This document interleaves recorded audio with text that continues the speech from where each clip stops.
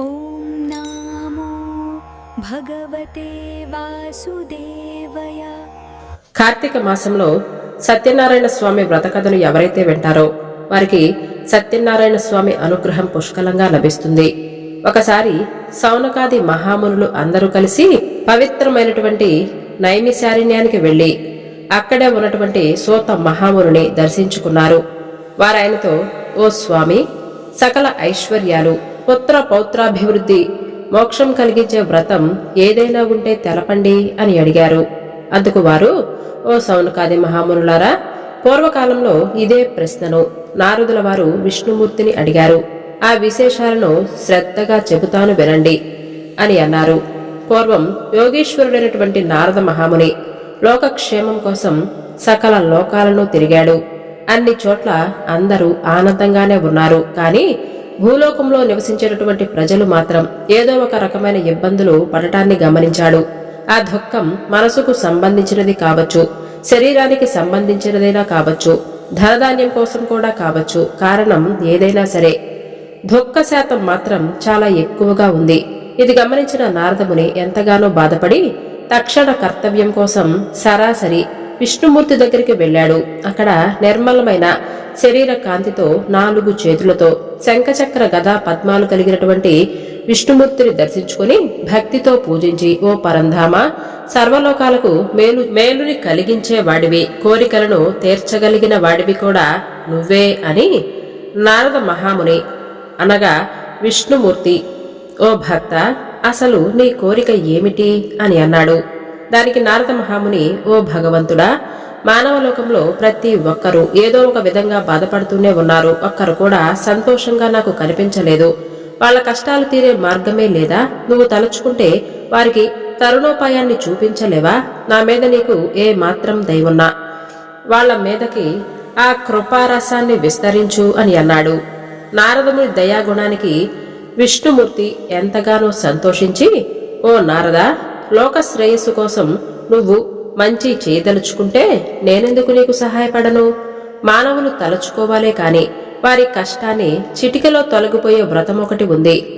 ఎంతో పుణ్యం కలిగించి మరియు కష్టాలను నివారించే వ్రతం ఒకటుంది. దాని పేరే శ్రీ సత్యనారాయణ స్వామి వ్రతము. దానిని యథావిధిగా ఆచరిస్తే ఇహలోకంలో సర్వ సుఖాలు, పరలోకంలో మోక్షము రెండూ కలుగుతాయి అని అన్నాడు.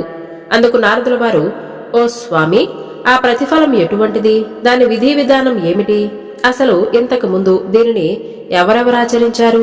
ఇవన్నీ వివరంగా చెప్పండి అని అన్నాడు.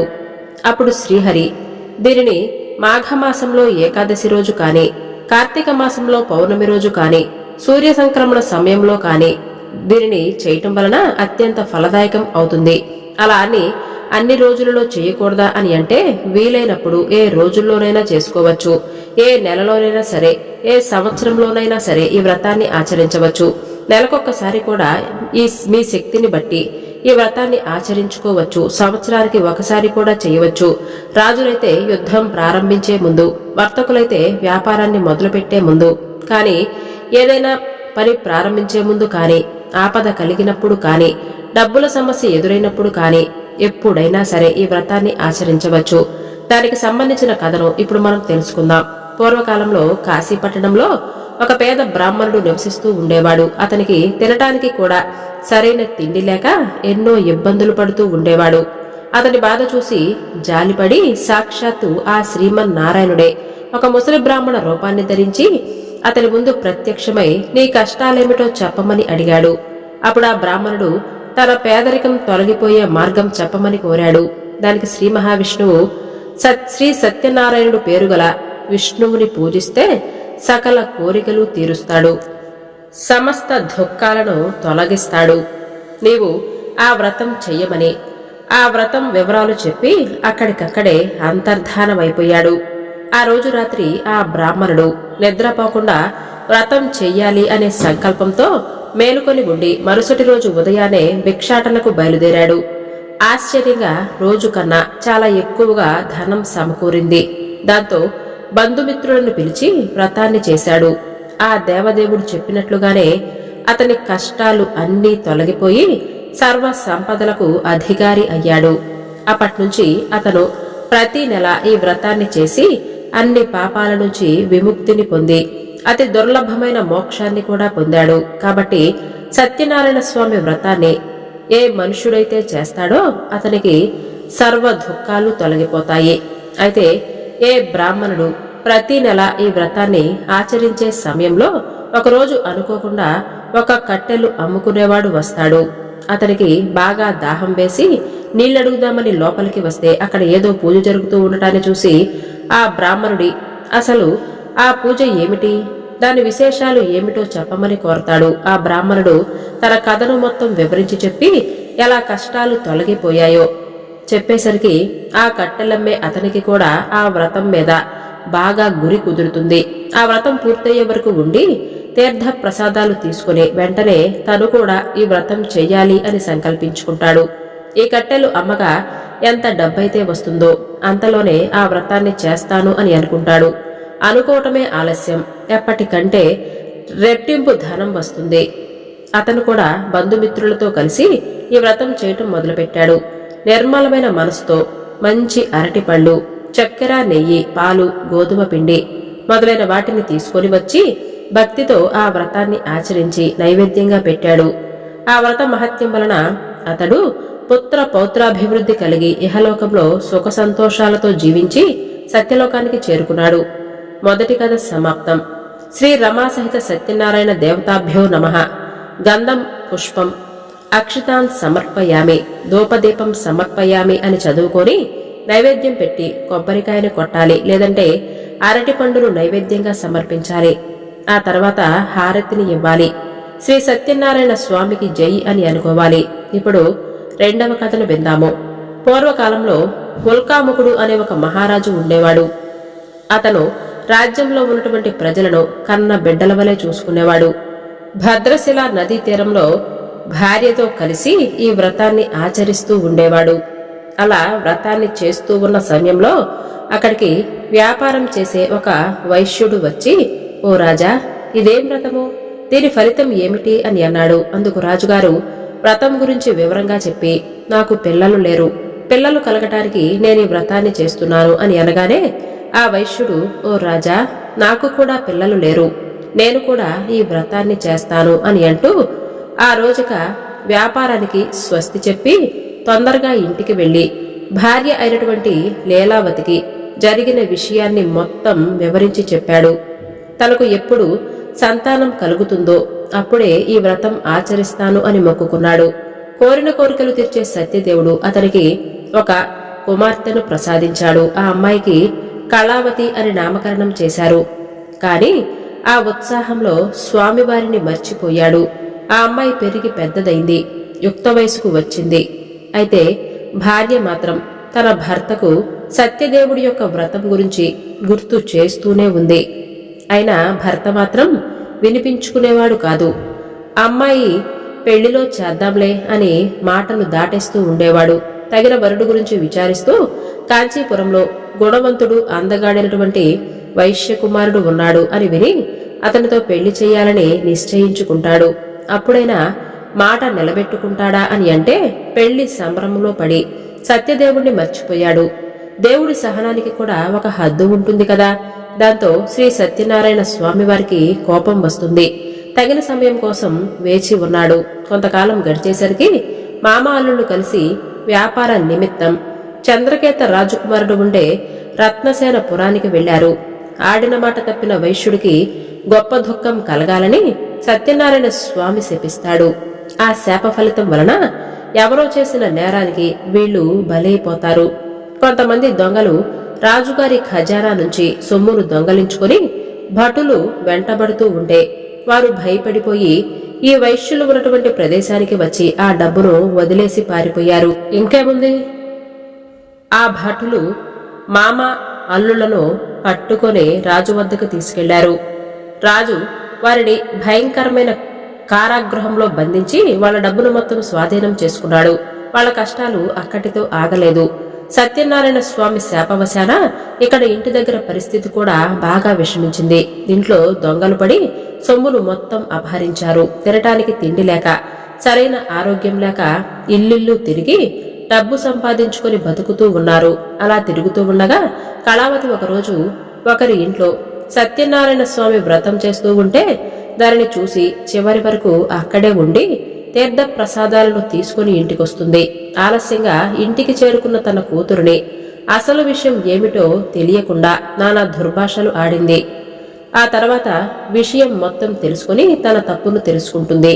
అంతేకాకుండా తాము మర్చిపోయినటువంటి సత్యదేవుడి వ్రతం ఇప్పటికైనా చెయ్యాలి అని భావించి భర్త అల్లుడి రాక కోసం ఆగకుండానే వెంటనే బంధుమిత్రులతో కలిసి ఆ వ్రతాన్ని నిష్ఠగా చేసి భక్తిగా దేవుణ్ణి వేడుకుంటుంది. తన భర్తను అల్లుడిని క్షేమంగా ఇంటికి చేర్చమని కోరుతుంది. పశ్చాత్తాపానికి మించిన శిక్ష లేదని లీలావతి పశ్చాత్తాపానికి భక్తి శ్రద్ధలకు కరిగిపోయిన సత్యదేవుడు వెంటనే తగిన చర్య తీసుకుంటాడు. సత్యదేవుడు చంద్రకేతు మహారాజు కలలో కనిపించి ఆ వైశ్యులు అమాయకులని వాళ్ళని విడుదల చేసి వాళ్ళ డబ్బును వాళ్లకు ఇవ్వమని, అలా చెయ్యని పక్షంలో అతనికి రాజ్య నష్టము, పుత్రశోకము, ధన నష్టము కలుగుతుందని చెప్తాడు. సత్యదేవుడు కోరిన రీతిగానే ఆ రాజుగారు మరుసటి రోజు నిండు కొలువులో తన స్వప్న వృత్తాంతాన్ని మొత్తం వివరించి చెప్పి ఆ వైశ్యులను చరణించి విడిపించాడు. ఆ వైశ్యులకు ఇక భయం లేదని, దైవవశం వలన ఈ దుఃఖం కలిగిందని చెప్పి వాళ్ళకి స్నాన పానాదులు చేయించి మంచి బట్టలిచ్చి వాళ్ళకి రెట్టింపు డబ్బు ఇచ్చి తిరిగి వెళ్లిరమ్మని ఆశీర్వదించి పంపాడు.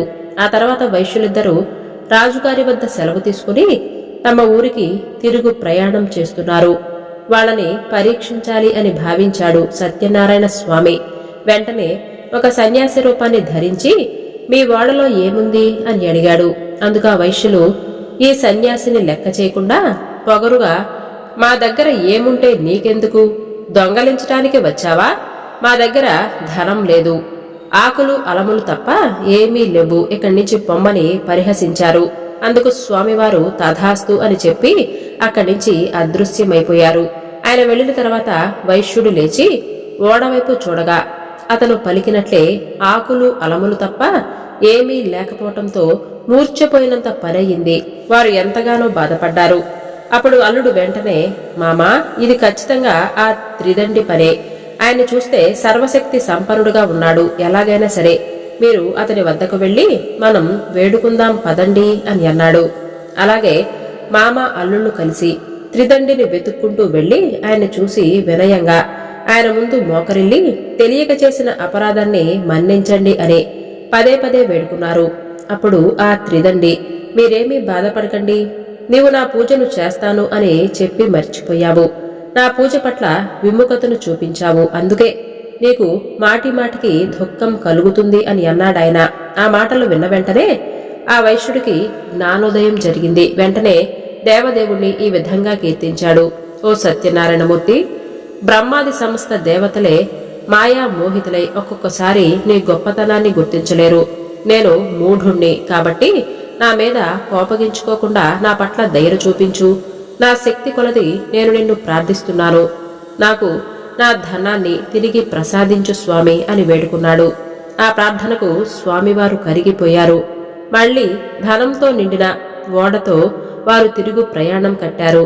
తన ఊరిని సమీపించగానే వాళ్లు వస్తున్న వార్తను చెప్పమని తన ముఖ్య అనుచరుడైన ఒక భటుణ్ణి పంపించాడు. సరిగ్గా అదే సమయంలో ఇక్కడ కళావతి, లీలావతి కూడా సత్యనారాయణ స్వామి వారి వ్రతాన్ని ఆచరిస్తూ ఉంటారు. అప్పుడు అది చివరిలో ఉంటుంది. ఆ సంతోష వార్త విన్న వెంటనే తల్లి పూజ ముగించుకుని కళావతిని రమ్మని తాను ముందుగా వెళ్లిపోతుంది. భర్త క్షేమంగా వచ్చాడు అని సంతోషంతో కళావతి తీర్థప్రసాదాలు తీసుకోకుండానే ఒడ్డుకు పరిగెత్తుకుంటూ వెళుతుంది. అది చూసి కోపగించుకున్నటువంటి సత్యనారాయణ స్వామి వైశ్యుడు ఓడ దిగగానే అల్లుడు దిగకముందే ధనంతో పాటుగా ఓడ మునిగిపోయేలా చేశాడు. కళావతి భర్త కనపడకపోవటంతో ఎంతగానో బాధపడుతుంది. ఆమె దురవస్థను చూసి తండ్రి, బంధువులందరూ చాలా బాధపడ్డారు.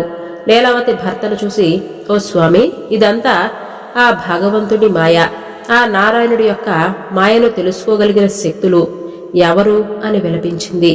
కళావతి తన భర్తతో సహగమనం చేయటానికి ఉద్యుక్తురాలైంది.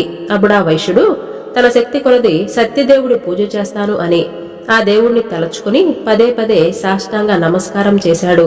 అప్పుడు సత్యవతుడు ఆ వైశ్యుడి యొక్క భక్తి విధేయతలను చూసి ప్రసన్నుడై అశరీరవాణిగా ఈ విధంగా పలికాడు.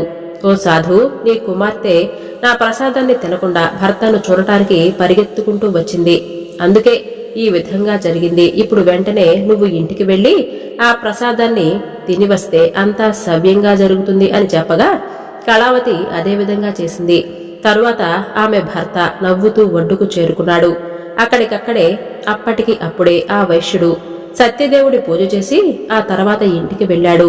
అప్పట్నుంచి ప్రతి పూర్ణిమ, సంక్రాంతికి ఈ వ్రతాన్ని ఆచరించి ఇహపర సుఖాలను పొందాడు. పూర్వకాలంలో తుంగధ్వజుడు అనే మహారాజు ఉండేవాడు. అతను రాజ్యంలో ఉన్నటువంటి ప్రజలను కన్న బిడ్డల వలె చూసుకుంటూ రాజ్యాన్ని పరిపాలిస్తూ ఉన్నాడు. ఒకసారి అతను వేటకు వెళ్లి బాగా అలసిపోయి ఒక చెట్టు కింద సేదతీరుతున్నాడు. అక్కడే అదే చెట్టు మీద కొంతమంది గోపకులు ఎంతో భక్తితో సత్యనారాయణ స్వామి పూజ చేసి ఆ తర్వాత రాజుగారికి భక్తి శ్రద్ధలతో ఆ ప్రసాదాన్ని తీసుకొచ్చి ఇచ్చారు. అయితే వారు తక్కువ జాతివారు అని భావించి ఇచ్చిన ప్రసాదాన్ని తినటం ఇష్టం లేక ఆ రాజుగారు ఆ ప్రసాదాన్ని తినకుండానే తన రాజ్యానికి తిరిగి వెళ్లిపోయాడు. అతని ధిక్కారానికి శిక్షగా అతని 9 కొడుకులు మరణించారు. ధనధాన్యాలు మొత్తం నశించిపోయాయి. రాజు తను సత్యదేవుని లెక్క చేయకపోవడం వలనే ఇదంతా జరిగిందని గ్రహించి తర్వాత ఆ గోపకులు ఉండే ప్రదేశానికి వెళ్లి వాళ్లతో కలిసి సత్యనారాయణ దేవుణ్ణి పూజించాడు. అప్పుడు విన్నారు కదా భక్తులారా, ఎవరైతే ఈ సత్యనారాయణ స్వామి వ్రతాన్ని భక్తి శ్రద్ధలతో ఆచరిస్తారో వారు సత్యదేవుడి కృపకి ధనధాన్యాలను పొందుతారు. అలాగే 4 వర్ణాలలో ఏ వర్ణం వారైనా సరే ఈ పూజలు చేయవచ్చు, ఎప్పుడైనా చేసుకోవచ్చు. ఈ పూజ చేయటం వలన పుత్రులను పొందుతారు, బంధ విముక్తిని కూడా పొందుతారు. భీతుడు భయాన్ని కోల్పోతాడు, చివరికి సత్యపురానికి వెళ్తారు.